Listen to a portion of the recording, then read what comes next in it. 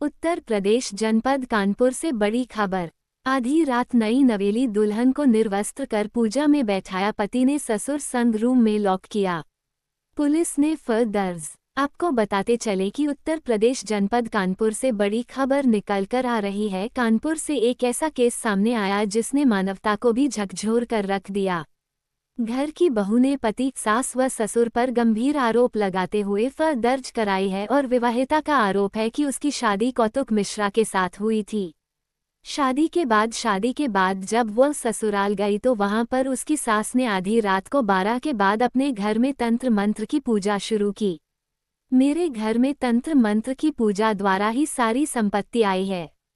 मैं कोलकाता की रहने वाली हूँ और अक्सर कोलकाता में तंत्र मंत्र की पूजा के लिए जाती रहती हूँ। इस पूजा में तुम्हें भी आधी रात को शामिल होना है। इसके लिए सभी लोग कपड़े उतारकर निर्वस्त्र होकर पूजा में शामिल होते हैं। ऐसे में तुम्हें भी अपने कपड़े उतारकर शामिल होना है। वहीं आपको बता दें कि शिकायतकर्ता के मुताबिक मेरे परिवार में ऐसा कभी नहीं हुआ था। ऐसे में मैंने इसका विरोध किया तो पति और ससुर ने जबरन मेरे कपड़े उतारकर मुझे निर्वस्त्र कर दिया। इसके बाद पति ने मुझे अपने पिता के साथ कमरे में बंद कर दिया, जहां पिता ने बगैर कपड़े के शरीर में राख लगाते हुए मर्यादा की सीमा पार की। इसके बाद सभी के साथ मुझे नग्न होकर पूजा में बैठाया गया। संवाददाता प्रदेश क्राइम रिपोर्टर अभय प्रताप सिंह, जनपद कानपुर से खास रिपोर्टिंग। अरेंज मैरिज थी शादी और कुछ टाइम बाद ही मतलब दिक्कतें आना स्टार्ट हो गई थी। दो दिन बाद बोला गया कि पूजा है, पूजा में आपको बैठना है। और पूजा हमको लगा नॉर्मल पूजा शादी के बाद कुछ रखी होगी उन्होंने, लेकिन रात में पूजा थी और उसमें मतलब निर्वस्त्र होकर बैठना था, जो कि तांत्रिक। फिर हमको बाद में समझ आया तांत्रिक पूजा है वो।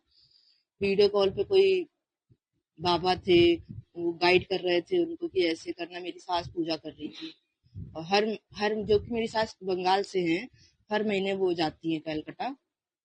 और कभी अपने बेटे को लेकर, कभी पति को लेकर। फिर जब हमने कहा कि हमें भी चलना है, हम भी चलेंगे, तो हमको अपने मायके भेज दिया कि नहीं तुम मत जाओ, तुम अपने मायके रहो जाकर। हर महीने हमको मायके भेज देती थी। महीने में एक बार पूजा होती है। और मारपीट हुई और ससुर ने फिजिकली असॉल्ट भी किया हमको।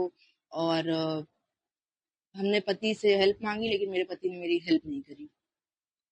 हमको कहा कि जैसा मम्मी पापा कह रहे हैं वैसा ही आपको करना पड़ेगा।